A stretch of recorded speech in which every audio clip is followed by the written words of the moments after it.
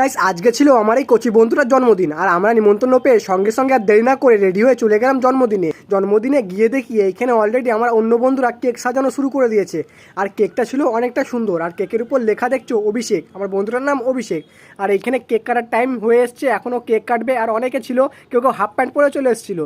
আর এখানে কেক কাটা শুরু হয়ে গেছিলো। আমার তো মনে হচ্ছিলো ভাই আগে আমাকে কেক খাওয়াবে, কিন্তু না ভাই, ওকেই আগে সবাই কেক খাওয়াতে শুরু করে দিল।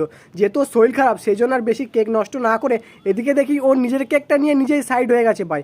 তারপরে এইখানে আমার কিছু বন্ধুরা মিলে কেক ভাগ করছিল যাতে কেকে কম না পড়ে যায়। আর এখানে দেখতে পাচ্ছ কেক ভাগ করা শুরু হয়ে গেছে।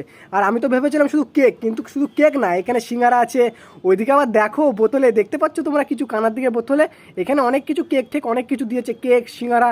আর ওইদিকে বোতলে দেখো ম্যাঙ্গো। আমি তো ভেবেছিলাম ভাই কেক দিয়ে শুধু সান্ত্বনা দিয়ে দেবে, কিন্তু না, এতে অনেক কিছু ছিল।